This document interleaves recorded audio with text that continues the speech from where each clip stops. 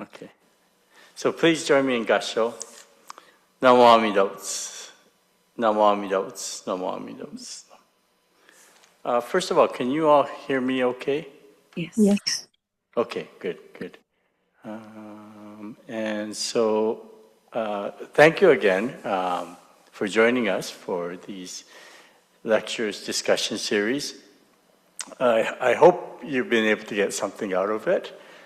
We've actually touched on 2 books so far, The Heart of the Buddha's Teachings by Thich Nhat Hanh, and then the Luminous Mind by Karu Rinpoche were the 2 books that I introduced you to. So with the Heart of the Buddha's Teachings from Thich Nhat Hanh, it talks, one more person is joining in.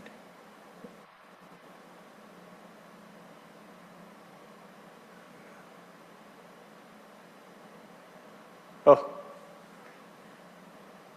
good evening, Kirsten.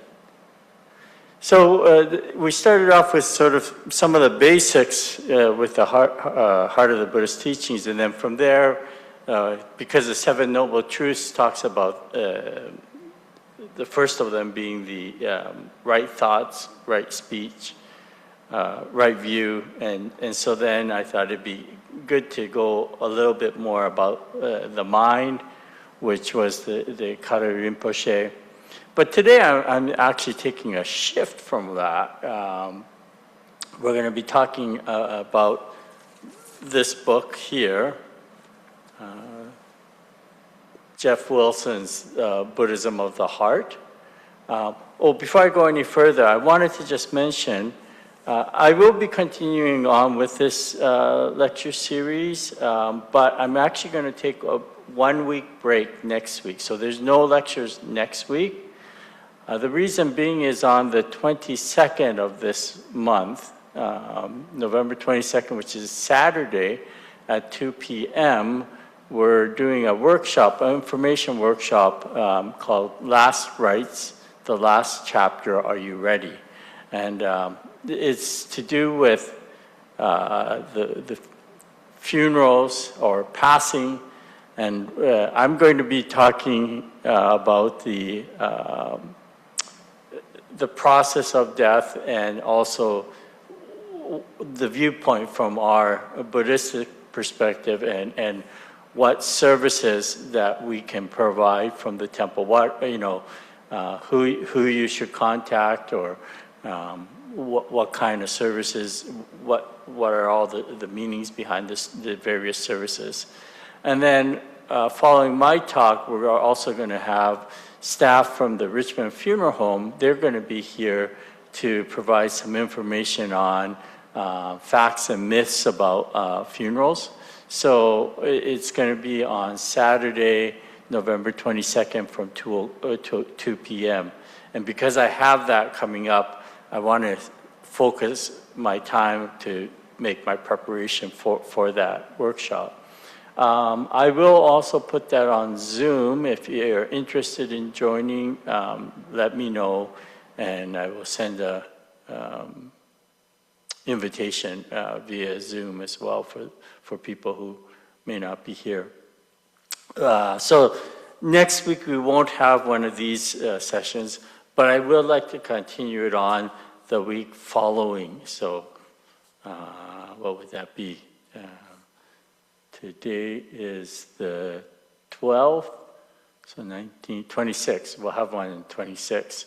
And possibly going in, maybe I'll have one at the beginning of December, and then I'm going to take a break, a winter break. So anyways, as I mentioned, I wanted to take a shift from examining the Buddhist perspective of the mind. And now this book has to do more with Jodo Shinshu, which is the denomination of Buddhism that we belong to here.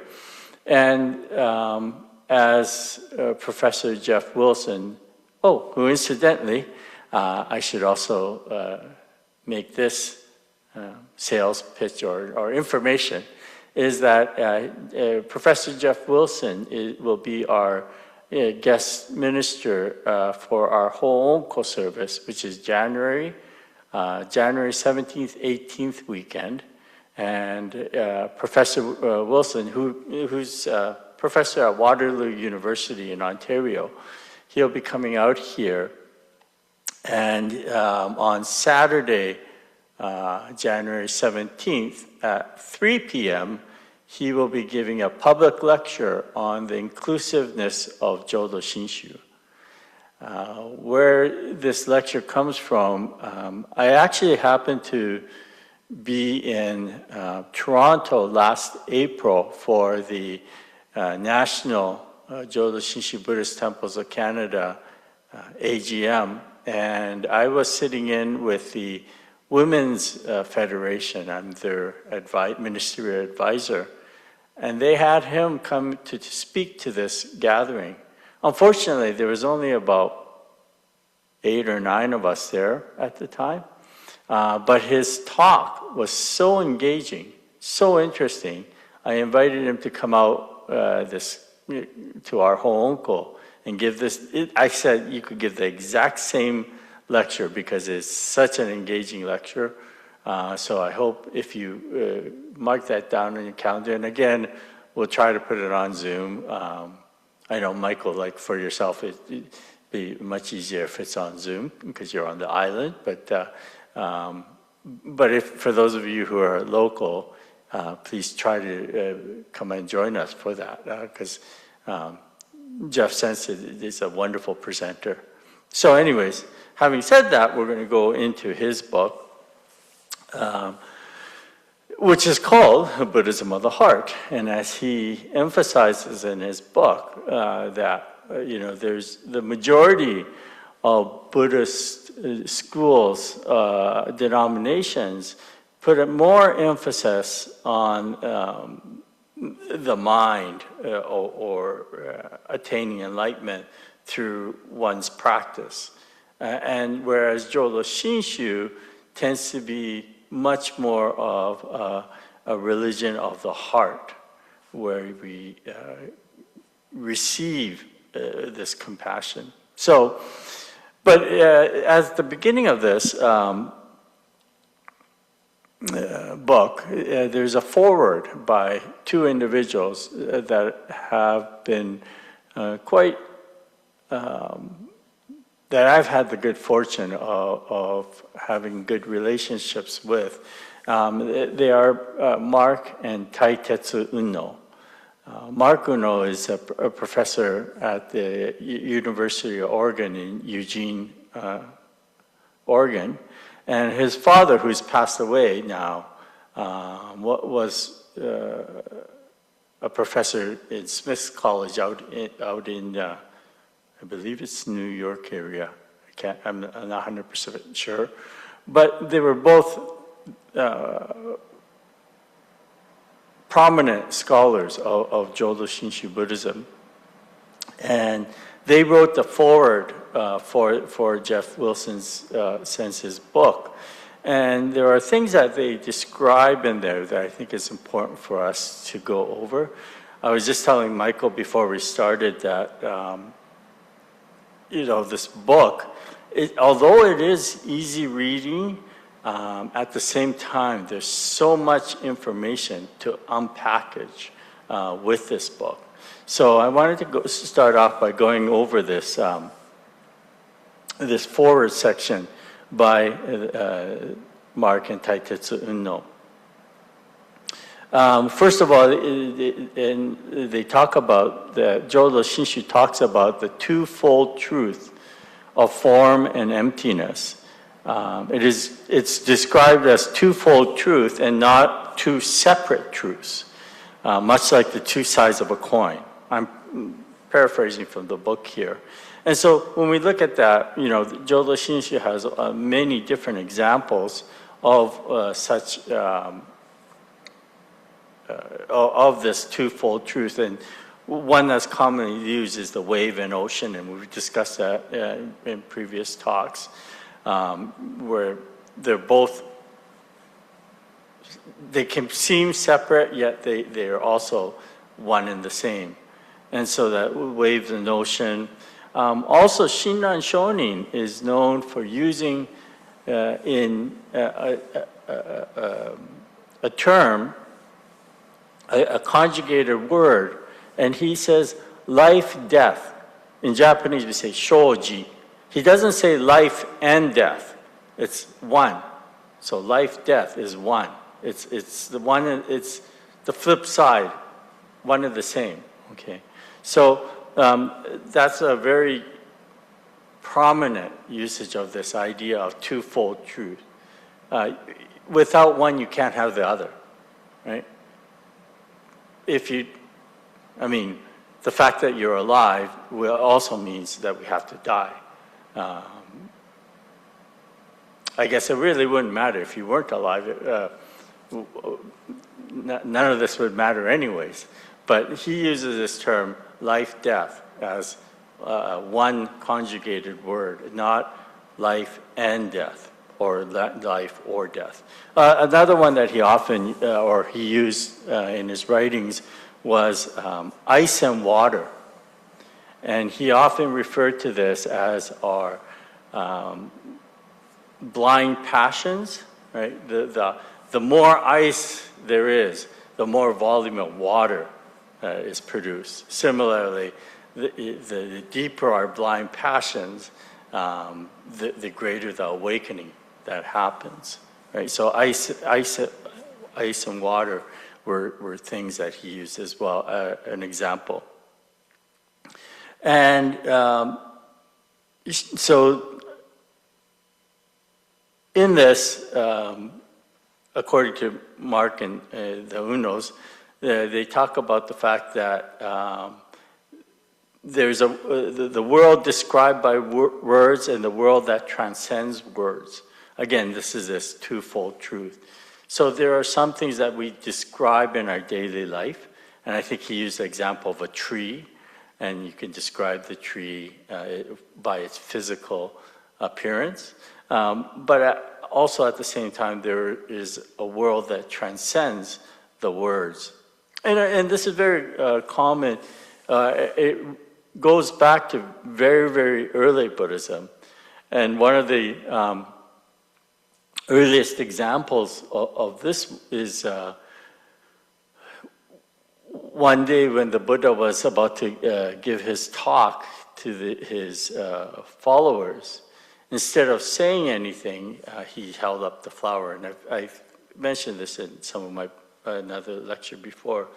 And so amongst the thousands of listeners, the vast majority did not understand what the Buddha was trying to say with this.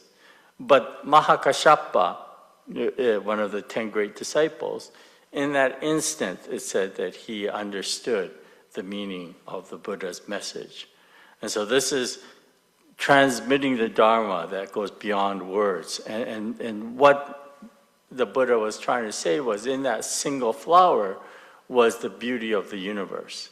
And it said that Mahakashapa attained awakening at that time. It's also said, the Buddha said that Mahakashapa was in that samadhi, that state of mind where he was able to receive this teaching without words. And that's also part of what's important in this, the world that goes beyond words. It's not only the speaker who's giving, or the messenger, it's also the receiver. So in other words, without that receiver, they have to also be in that accepting state, I guess, the open state. If we go back to, I think it was Karu Rinpoche's book, he talked about the mind, and the three elements of the mind is openness, clarity, and sensitivity. Well, part of this sensitivity is the receiver itself being in that state of mind of receiving the Dharma. If they're not, then they can't receive it. And I don't know how many times in my career as a minister I've encountered situations where things have, when things come together without much, there is effort involved, but there's something that goes beyond the effort. It's that everything seems to be working together. And if you're open to it or you're sensitive to that at that time, then that becomes a phenomenal event comes about. But again, just as easily, one could miss that completely as well. So this world that transcends the words, and in Jodo Shinshu, we use terminology. So general Buddhism, the common terminology uses sunyata. And we talked about it, I think, last time, a little bit about sunyata. In Jodo Shinshu, they use terms like thusness and suchness. Some of you may have heard the term Tathagata, Amida Tathagata, or in Japanese, Nyorai, Amida Nyorai. Nyorai, or Tathagata, means thus come, thus come. So Amida is the Buddha thus come, coming from the infinite, if you will. So in this forward, the Unas go on to talk about key terminology in Shin Buddhism. And the first one they talk about is blind passion. And they describe a blind passion as a person trapped in the mental prison of his own making, is known as blind passion. Also known in Japanese as bonno, right? And it's through experiencing the working of Amida Buddha, we begin to realize our blind passions. And the deeper or greater our blind passions, the greater the awakening that happens. Does this make sense to you? What do you think of that idea? Of course, I'm talking to Jodo Shinshu followers by and large, so you're probably nodding in agreement with this. But Kirsten, do you understand this concept? Yeah, it makes sense. Definitely. Okay. Yeah. So this is, again, where the idea of ice and water comes in, where Shinan says, the more the ice, the more the water. So in other words, when we realize our true self, the more we see our true self, the greater the revelation, if you will, or appreciation that comes about happens. Now, when we think of Shinan Shonin himself, as far as to the uneducated eye, he was a monk for 20 years on Mount Hiei.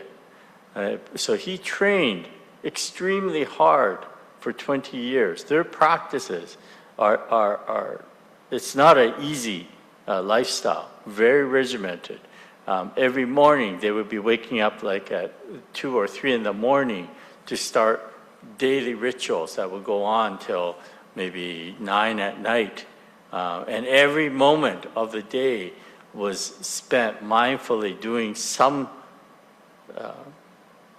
practice or studying, and so very, very regimented.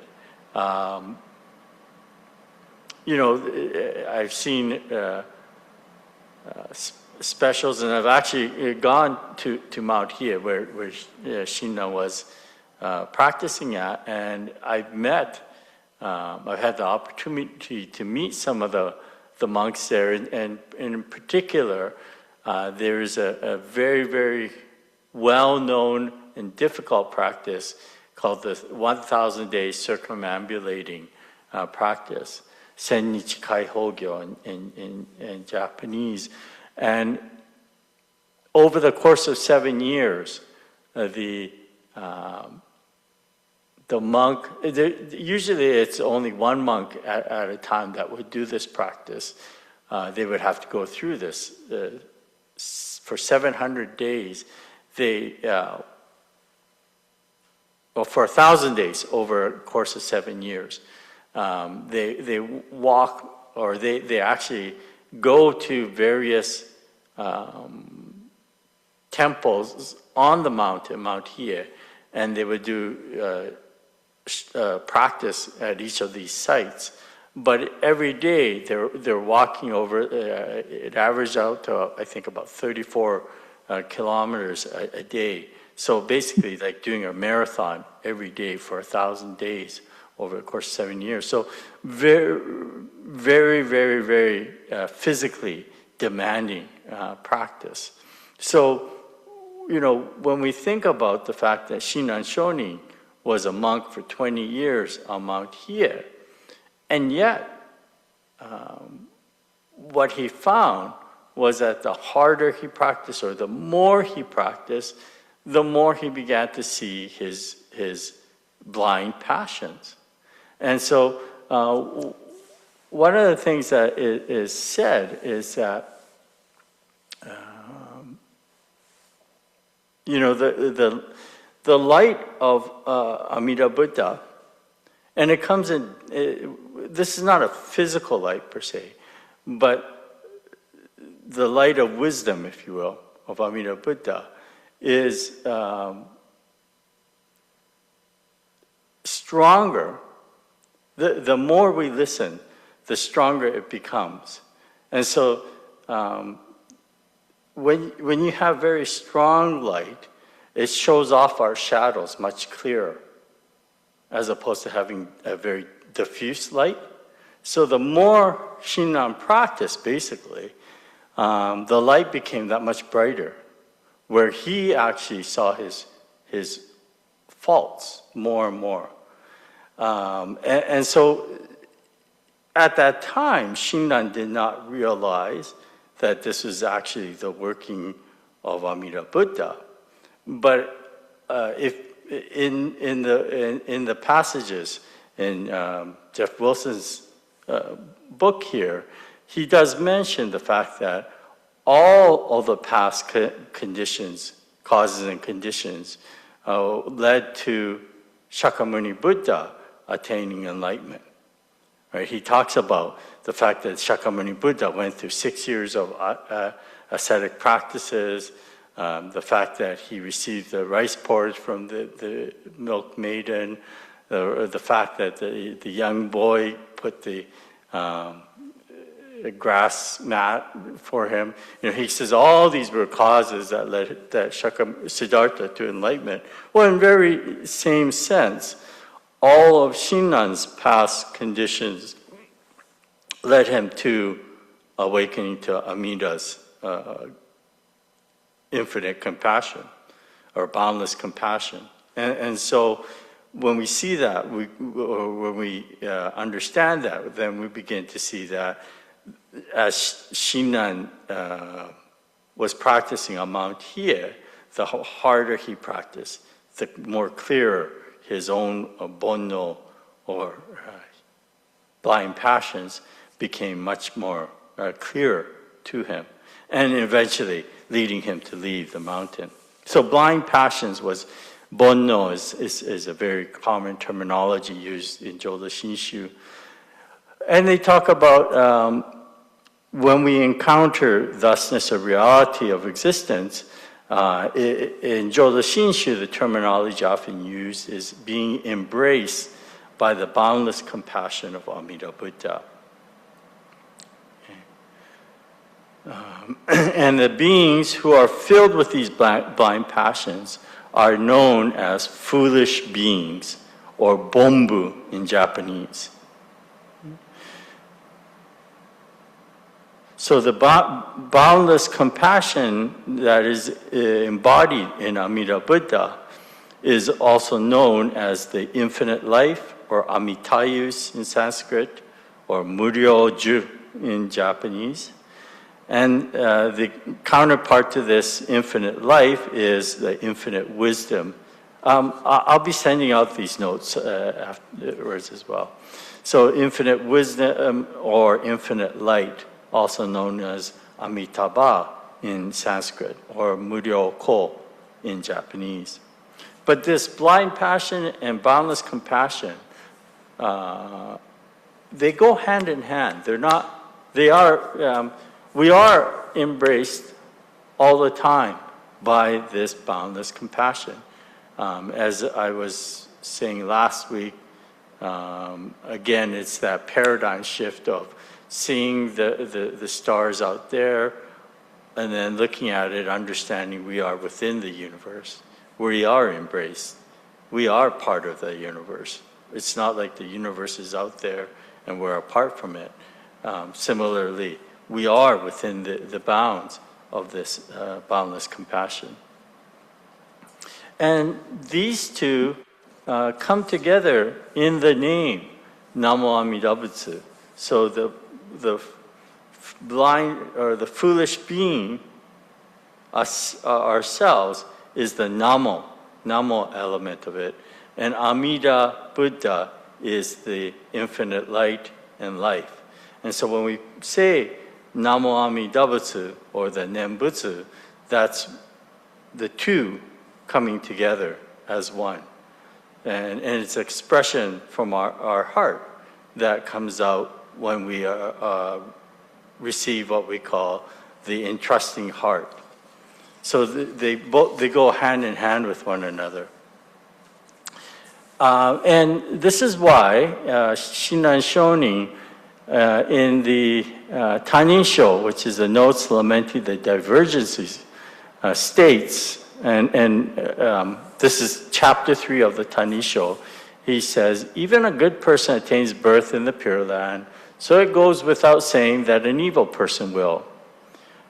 Though it is so, people commonly say, even an evil person attains birth, so it goes without saying that a good person will. This statement may seem well-founded at first, but it runs counter to the intent of the primal vow, which is other power. This is because people who rely on doing good through their self-power fail to entrust themselves wholeheartedly to other power, and therefore not in accord with Amida's primal vow. But when they overturn the mind of self-power and trust themselves to other power, they will attain birth in the true and fulfilled land. It is impossible for us who are possessed of blind passions to free ourselves from birth, death, through any practice whatever. Sorrowing at this, Amida made the vow, the essential intent of which the evil person is attainment of Buddhahood. Hence, evil persons who entrust themselves to other power are precisely the ones who possess the true cause of birth. Accordingly, he said, even the good person is born in the Pure Land. So without question is the person who is evil. This is a very famous passage. I'm sure you've heard this passage before. It seems counterintuitive at first glance when we think about it. You know, normally if we take a test, somebody that gets 50% passes, well, obviously somebody who gets 70% should pass, more so should pass. That's our common normal logic. But it's kind of, Shinran sort of states the opposite, says, you know, if a person is able to get 70% on a test, then more so the person that gets 50%. So what this is basically alluding to is an analogy that's often used is that the parents with number of children, you know, the parents love all their children the same, but they probably spend more attention or worry more about the child who always gets in trouble, the child who may not do as well in school as the others. And it's the idea that they're the ones that need it the most, the support, the parental love, if you will. Not that the others don't need it, but the focus of the parents tends to go towards those that need it the most. So in that same line, the Buddha's intent is for those who need it the most. For Shinran Shonin, he saw it as he was the one that needed it the most. He didn't go and say, you are evil, or you're full of blind passions. He really looked at his own self through his practice, and that's his conclusion, was that in spite of his practice and his meditative practice and effort, he was still embraced by the Dharma. In other words, I'll get to that in a second. So, within the religious understanding, doctrinal studies can only get us to an intellectual understanding. But Jodo Shinshu places great emphasis on listening to the Dharma with our heart. And, I'll give you a good example of this. When I was in Japan, I actually studied at two different places. One was called Chuo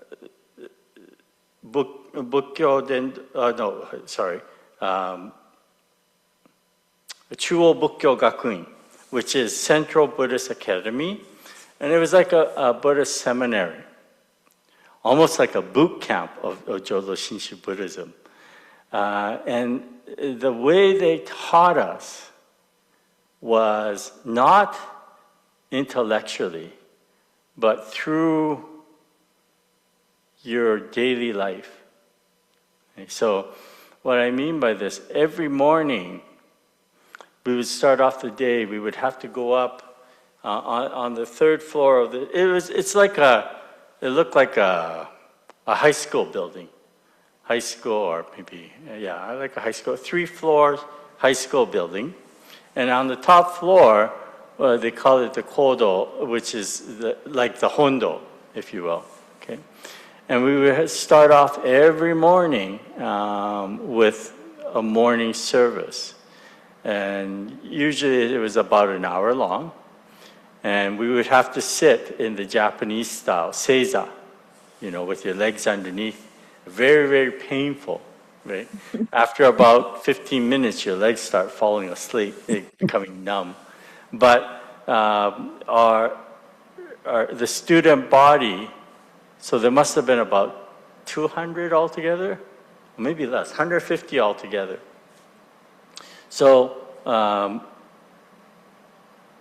they were broken up into groups, number of groups, and every morning a different group would be responsible for leading the service.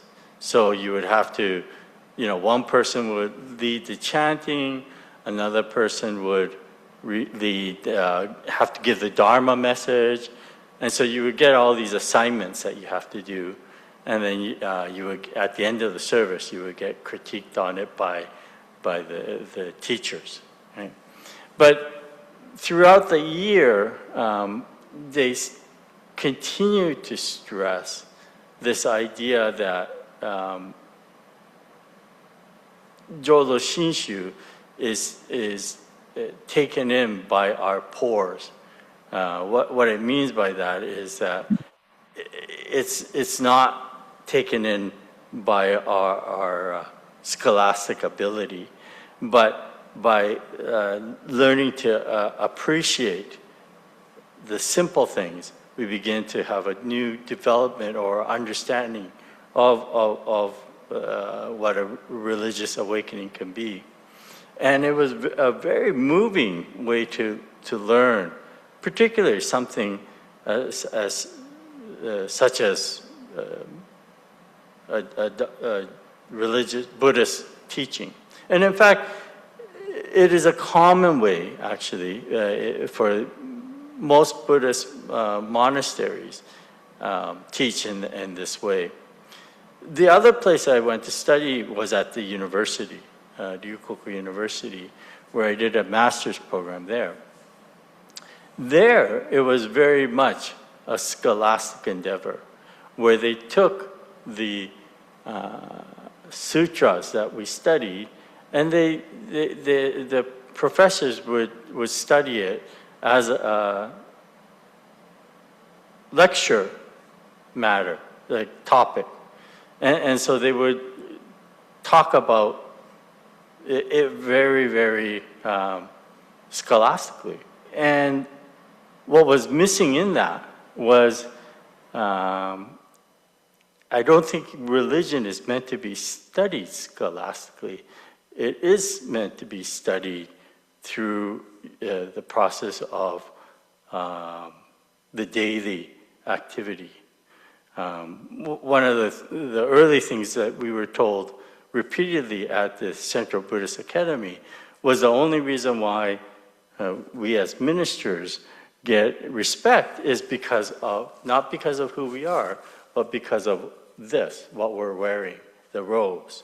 And so we learn very much the importance of appreciating the robes and learning how to fold them correctly and understanding, that these are very sacred items.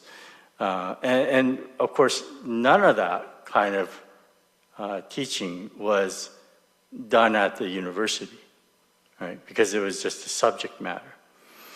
So when I talk about, or when Jeff Wilson talks about that the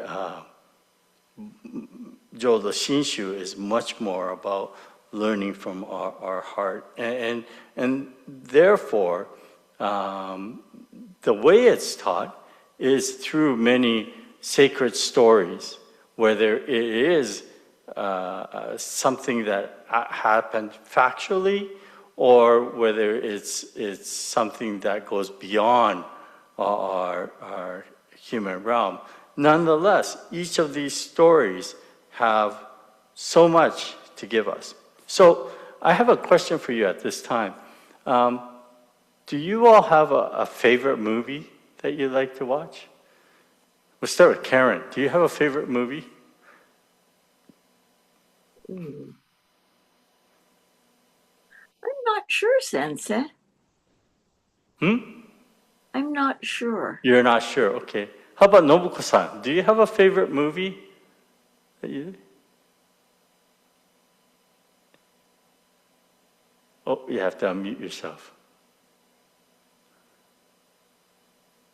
Not sure either. You're not sure either? Okay.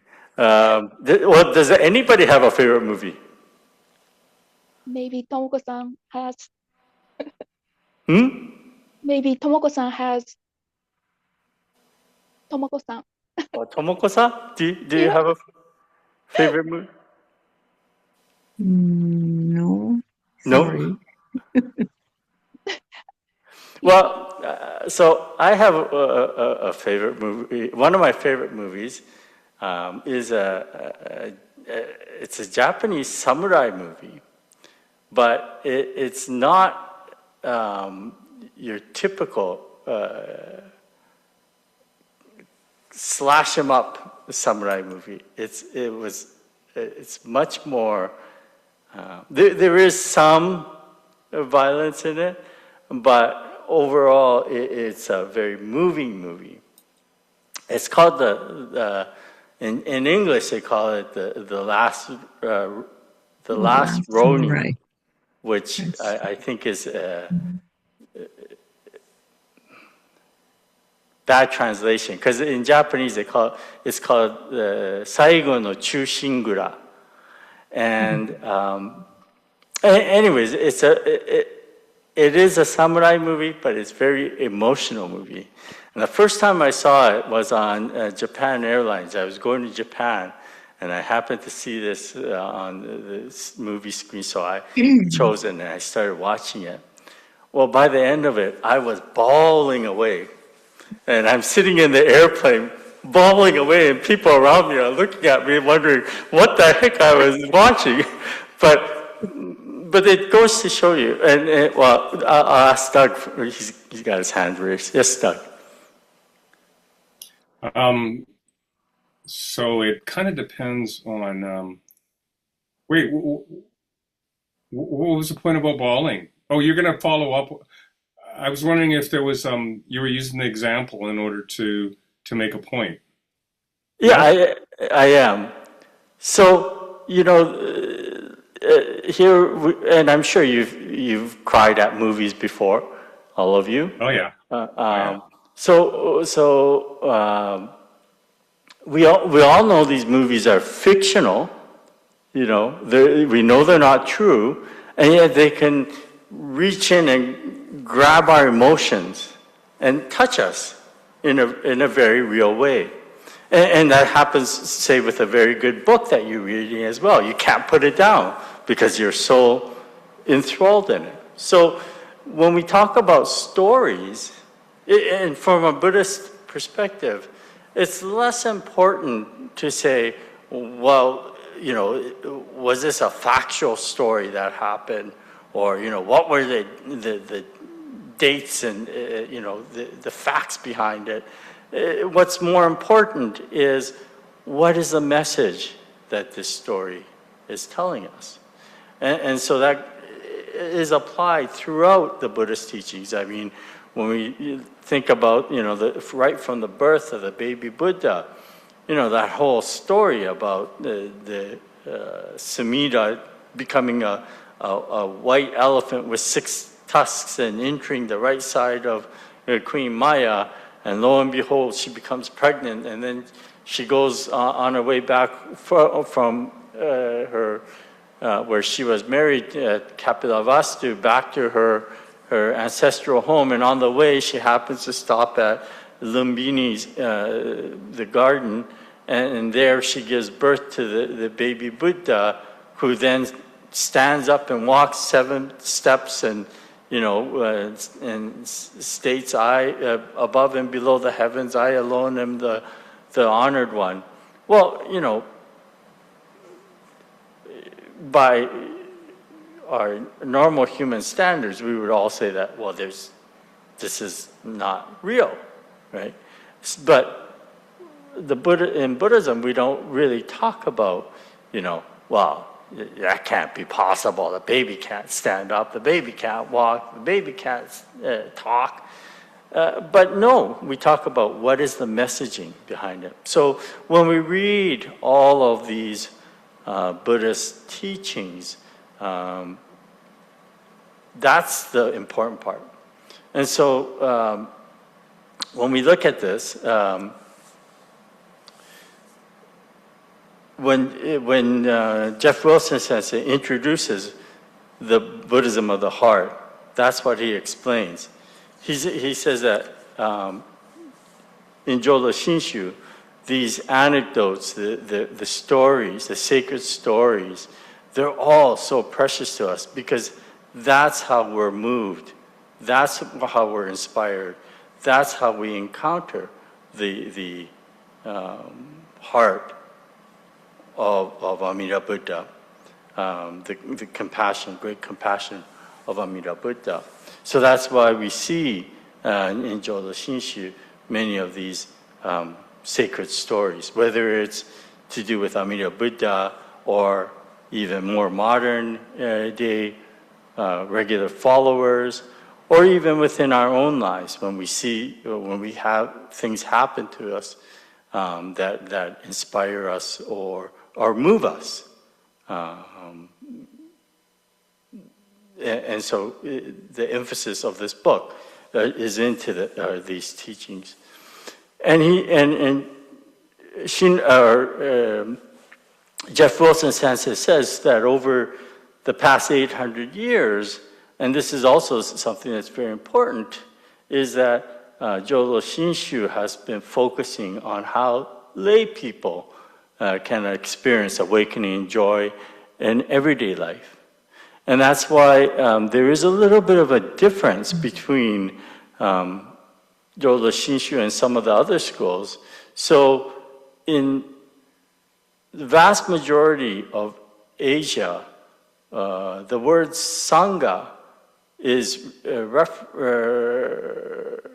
refers to the ordained clergy, the monks and nuns, the brotherhood, the sisterhood, and it does not generally include the lay people. Whereas in Jodo Shinshu, when we say Sangha, we talk about everyone, monks, nuns, and lay people alike, because we're all the same. So in Jodo Shinshu temples, when you come to the temple, the area, what we call the Gejin, the area where the congregation sits, is much larger than what we call the Naijin, the inner sanctum. This inner area, the Naijin, which is supposed to be a representation of the Pure Land, is much smaller than the Gejin, the area of the congregation. If you go to some other temples, there is no place for congregation to sit, because it's a temple is a place of practice. So a prime example of that, have any of you gone to the Todaiji, which is the one with the large Buddha in Nara? Have any of you gone to this? Oh, it's World Heritage Site because it's the largest wooden structure in the world, freestanding wooden structure, and it's got a huge statue of the Buddha, sitting Buddha. But if you go there, what you'll realize is it's become a tourist temple now, because so many tourists go there. But there's no area for a congregation to sit, because it's a practicing temple. It's just where monks would go to practice normally, right? So the difference between the two is quite stark. And then when we are moved by or awakened to this true reality of life, it gets us closer to the state of what we call entrusting heart. And when this arises, we express our feelings through the saying of the word Namo Amida Butsu, or also known as Nembutsu in Japanese. So I'm going to actually share this with you. So again, I will send out these notes, but where is that?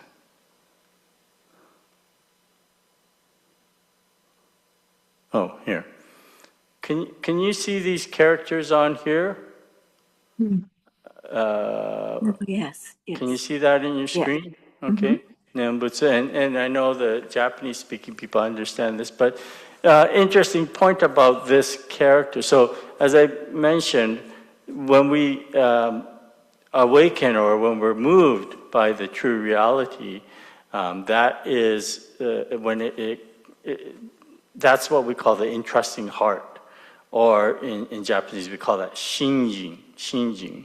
And when we receive this shinjin, then the Namo Amida Butsu comes out as a verbal expression of our gratitude.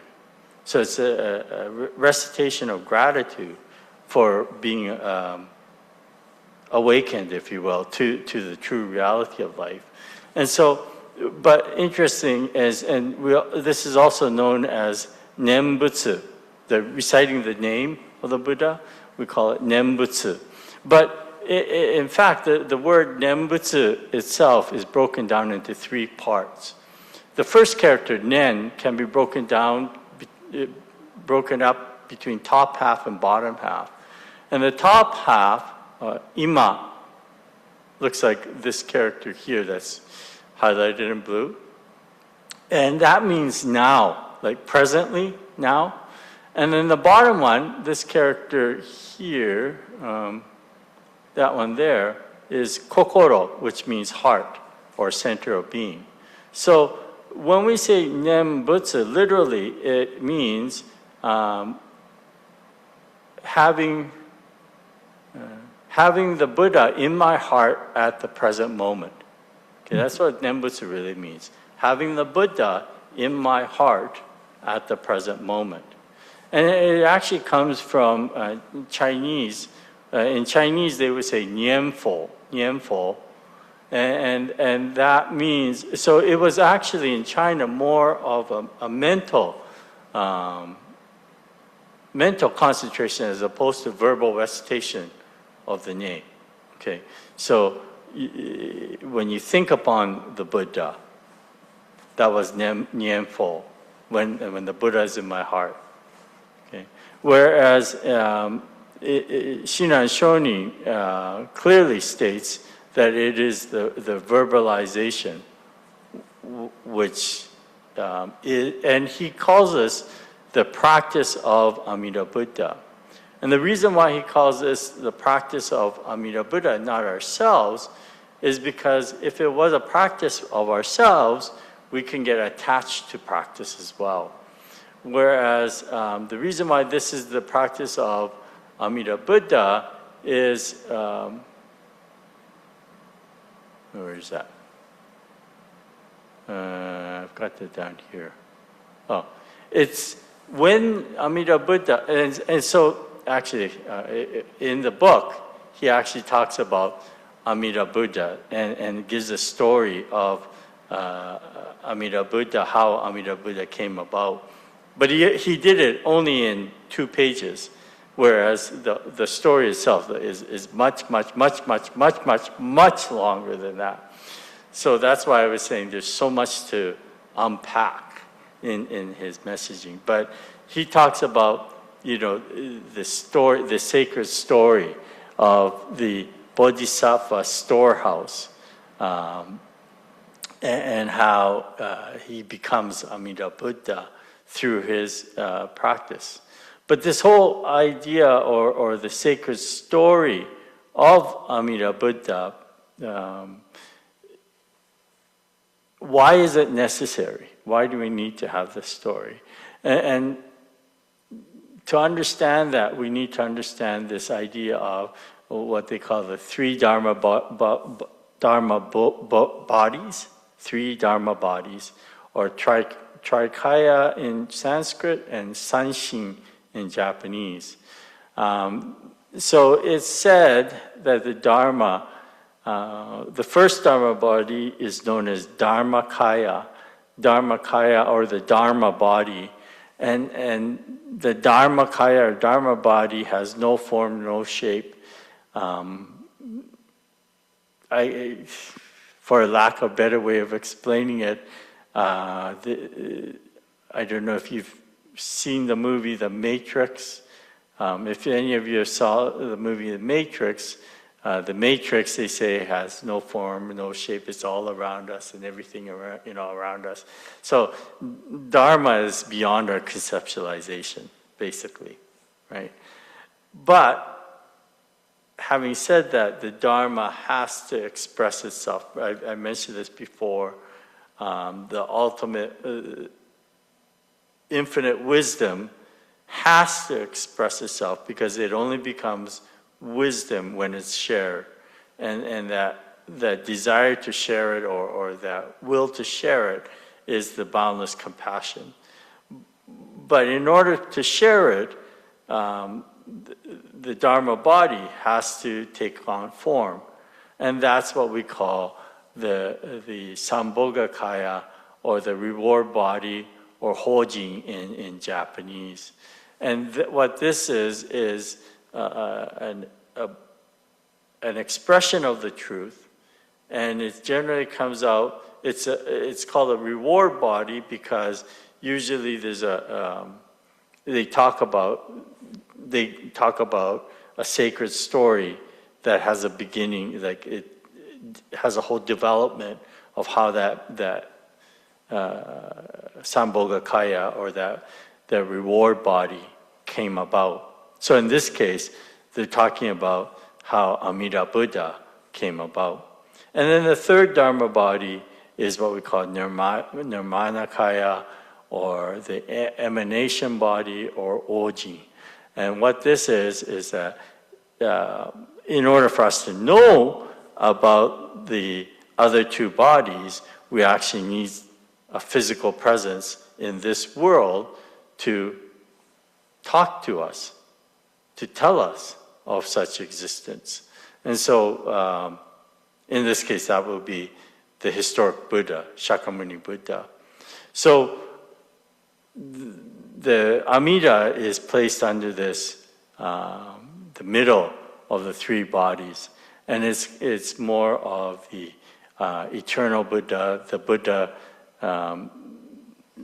that is expressed through the sacred story. And so Jeff Wilson talks about how it comes about, and that what's interesting is that the story continues to influence millions of lives throughout Asia and now here in North America as well.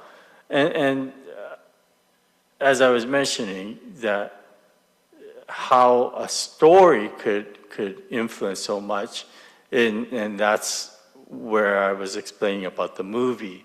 Like even something as simple as a movie can touch our hearts, or a good book. So we can see that this sacred story, and it's called sacred story because it points us, it leads us to the truth, to reality, or acceptance of reality. So, and what's interesting about it is that at the end of this section, Jeff Wilson states that every time the story of Amida moves an individual to recite the Nembutsu, Amida is born once more, and the Pure Land comes alive for that person. So what he's stating here is the dynamic element of the Dharma, that it's always constantly influencing new people through these sacred stories. And what it also implies then, that our universe is constantly changing. And so the concept in most Western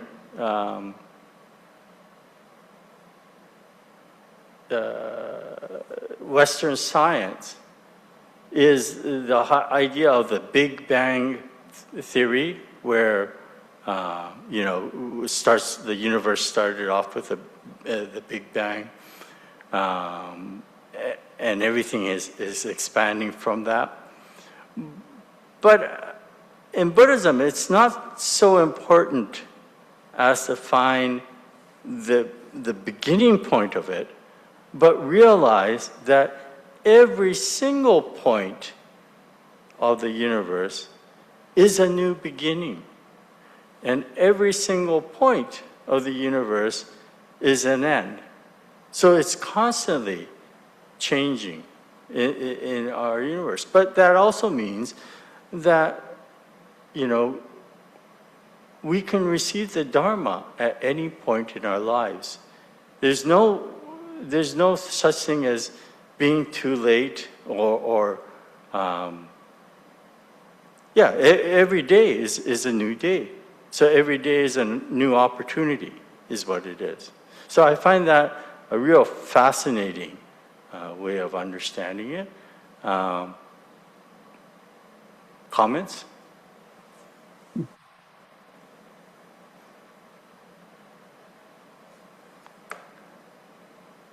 Let me stop sharing. Comments? Yes, Kirsten.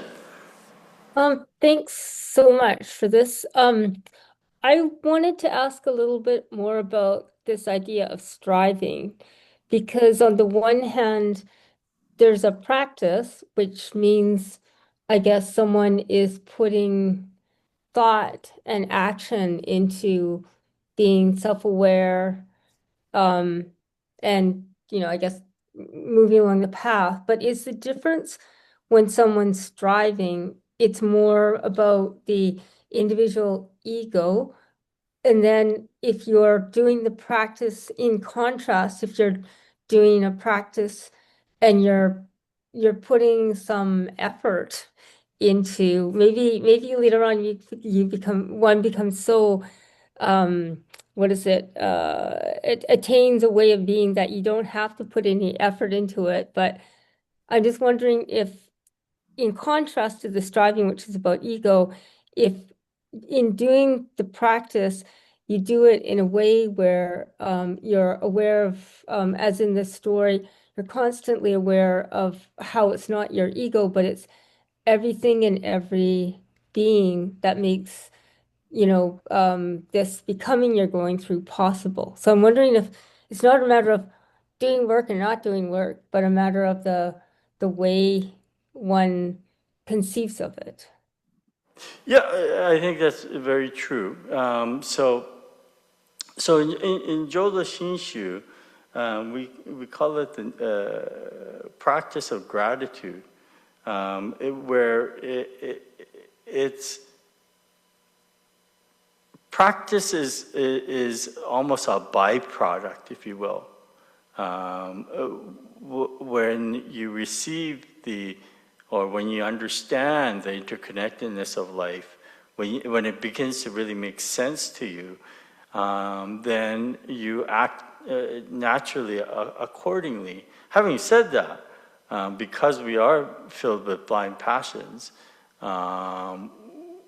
we still will get upset. We still will maybe criticize others, etc. But at the same time, I think you end up becoming much more reflective of your actions and realize that maybe you shouldn't have done or said whatever it is. So in our Jodo Shinshu understanding, so there's nothing wrong with practice. I don't want to get any wrong messages out. And Sheena mentions this as well, or Jeff Wilson mentions it in his book as well. It's not to say one is better than the other. There are many different paths to attainment. And one of the things he mentions about in the writing is he quotes Dogen, who was a very famous Zen monk in a similar timeline to when Shinna was alive. But the quote, the very famous quote of Dogen was the one who believed in Zazen. So the Zen school, Soto Zen, I think it was, who at the core of the teaching is that one attains awakening through Zazen meditation. But his quote is that to study Buddhism is to study the self, and to study the self is to lose the self, and to lose the self is to awaken to the Dharma. Or in other translations, I think it was, to lose the self is to be acknowledged by all the Dharmas. So this passage, when we think about it, he says, to study the Dharma is to study the self. And to study the self is to lose the self. And to lose the self is to be acknowledged by all the Dharmas. So when one is doing any activity, if you're fully 100%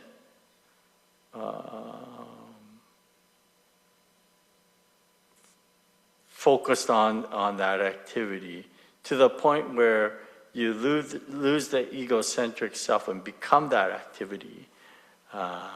You become one with what you're doing. It opens yourself up to a much greater understanding or vision. And so that's one way of approaching the Dharma. And that's also a very important way of approaching the Dharma. But what Shinran said is there is another way.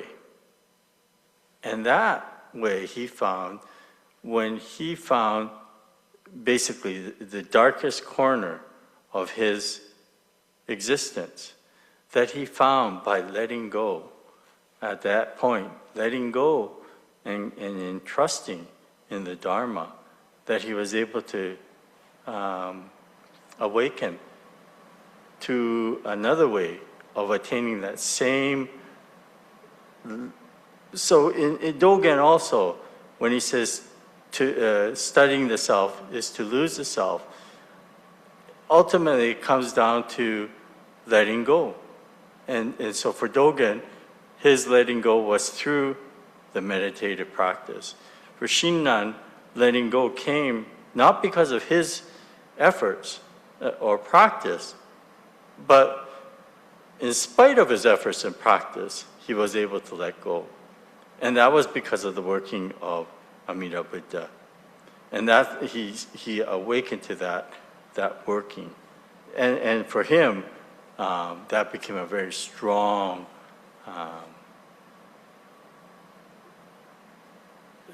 mind or life-altering awakening that happened for him. And so we strive for that. Another way I sometimes explain it is when we think about our laptop computers today, you know, and I've explained this to some of you before too, is that, you know, I remember in the early 70s, my mom working at an office, and the computer was literally about 3/4 the size of the whole room. And she had these cards that she had to feed to the computer. So it was this monstrosity that happened, right? To today, where our computers, I mean, the smallest one I have is this thing, right? Our smartphones. These are computers, right? And it's not that I've become any smarter. It's in fact the people that developed this, they've made it so easy for me. They made it very user-friendly. Okay? So, in a sense, Jodo Shinshu Buddhism, or the Nembutsu teachings, it's really about the Buddha made, when we talk about other power, it is the greatest power because it made it so user-friendly, right? So, I mean, if you want to put fiscal value on it, you know, it's like the worth of Elon Musk is so great because he's made, well, not Elon Musk, I guess it would have been Microsoft. So what's the founder of Microsoft? Bill Gates. Bill Gates, yes, thank you. Bill Gates, you know, his value is so great because he made things so easy for everybody. Well, in a similar sense, we're not, strike that example because I shouldn't be putting a monetary value to Amida Buddha. But Amida Buddha, basically, knowing that we are limited beings full of blind passion, made it so that anybody, anywhere, can receive the Dharma or awaken. To have peace and joy in their daily life through understanding the greater oneness that exists. And that doesn't mean that effort is not involved. And so in Jodo Shinshu, they make a clear distinction between effort and self-power. So self-power is the idea that I am able to do this practice. I am able to, it's a very egocentric idea. So I am able to fulfill this. I create the merit. I did this. But self-effort is the idea that we have to have that sensitivity. We have to have that open mind. We have to make an effort to listen to the Dharma. It doesn't mean that I have the merit or I've created merit, but I'm making the effort to listen to the Dharma, the effort to be open-minded, the effort to, the openness and sensitivity to the Dharma. And so I think those aspects are very important when we, so it doesn't denounce practice by any means. And I think practice is important in letting, if nothing else, letting you know your own limitations, right? Kirsten, did you do Aikido? What was it that you do some kind of martial arts, don't you? Yeah, and I guess I did Aikido, and that's a long time ago. I wasn't that great, but it's interesting because, as junior students, there's so much ego involved initially in trying to learn the form. And people treat it like sports. I treated it like a sport. But it was the more the ego, I guess, got invested in trying to be good or better, the worse we became at a certain point. So it was kind of like there's, and I only practiced so long. So, our sensei said, you only start really learning once you become a black belt. And I think at that point, maybe you've gone through that striving and you faced its limitations. So you can maybe learn. But that, as you're saying, maybe is just one route. Maybe there's people who are very already don't have to go through all the striving to face the limitations of their ego, right? But some of us have to do that. And I think I saw it a lot. That was, I guess in those martial arts dojo where there's a lot of us who go in with ideas about what, martial arts is, which is a very Western idea, right? Well, but I think martial arts is a good example because when you first start, you think it's all about power. And then as the more you do it, the more you realize the least thing is about power. It's more about the mindset. It's more about, training your mind. And my dad used to teach kendo when he was younger. And I remember him saying that the hardest part about teaching was that the new students had no understanding of they always thought that it was all about power. So as a teacher, he used to have to let his students hit him so that they know exactly where to hit. But because they were new students, their accuracy was not that great. So he would come home all the time from kendo practice, and he would have bruises on his, upper torso or on his arms where the students miss the spot that they're supposed to hit. But that's because of their very basic understanding where they thought it was all about hitting. But as you develop, you realize, like the true masters, they don't have to, when they hit, it's not with a full stroke. They know pinpoint exactly where the points that they're supposed to hit, right? So, it's a development. At that point, then it's really the development of the inner self, as opposed to the development of the physical self. And so, I think in that sense, the self practice was the idea of the novice student who thinks I am going to hit. The point is for me to hit to as hard as possible, whereas I think the effort, it becomes effort, or the right way of training is not a self egocentric practice, but it's about learning about the self. Studying the self is what it's all about, right? So I don't know if I answered that, but anyways, okay. Yes, Doug, please go ahead. Yeah. Thank you for this session. I'm enjoying reading Jeff Wilson. I had a question. It's straightforward, I hope.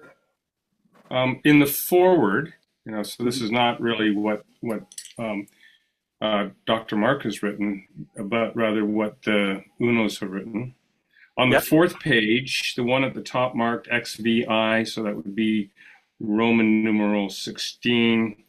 Towards the bottom, the last paragraph reads a rhythm of the song of Namu, our foolishness, and Amida Butsu, the wellspring of boundless compassion that arises from our own deepest, truest reality.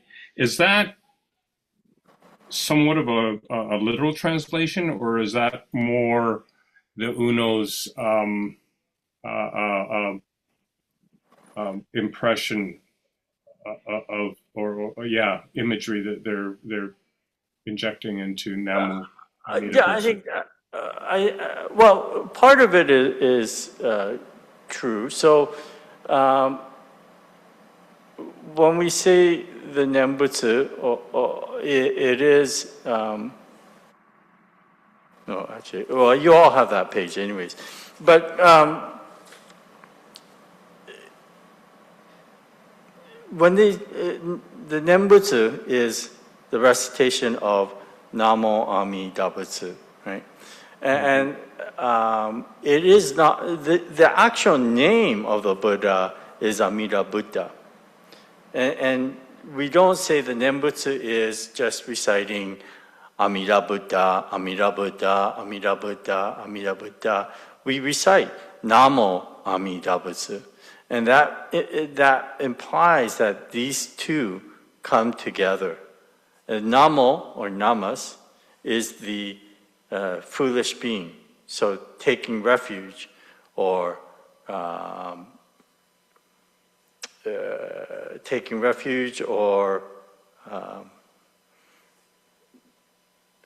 releasing myself, or what's the other word? Anyways, taking refuge, and then in Amida Buddha. And so the recitation of the name implies that doesn't imply, it means that both come together in the name. And so the exact wording that they use is a little bit more colorful, or so in Jodo Shinshu, in Japanese, we always say, "Oajiwai," it is my taste of the Dharma. So this is the Uno's taste of the Dharma. Okay, how they flavor it, if you will. So it's an expression, but all expressions are exactly that, expressions, right? What I'm telling you is an expression, but they're all helping or trying to help point us in the right direction, right? Because I had made that connection between foolishness and taking refuge. But the way you're explaining it, I can see how it's broad enough in its the impression it's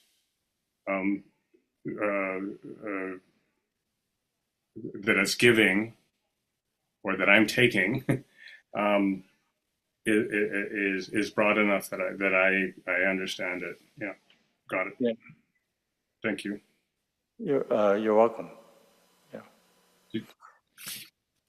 So it's getting closer to 9 o'clock now, and so as I mentioned at the beginning, next week I'm going to have 1 week off because I'll be preparing other stuff, but we'll get together in 2 weeks, 2 Wednesdays from now. Okay, and I'll just continue on because I really only started, touched the beginning of the book, but as I said, there's a lot to unpackage here. And if you have any questions, feel free to bring it up next time we meet again. Okay? So thank you, everyone, and we'll close with the basho. Namo Amida Butsu. Namo Amida Butsu. Namo Amida Butsu. Thank you very much, everyone. Thank Thank you, you. Sensei. Thank you very much. Thank you. Thank you, Sensei. Thank you very much, Sensei. Oh, there was somebody on the chat. Oh no, that was just me saying I Oh, will okay. come, but I can't. Okay. But thank you very much. Okay. We'll try to record that one as well. So again, we'll have it up on our website. Okay. Thanks. Thank you. Thank you. Thank you, Okay. Sensei. Good night. Thank you. You. Okay. Thank you. Bye.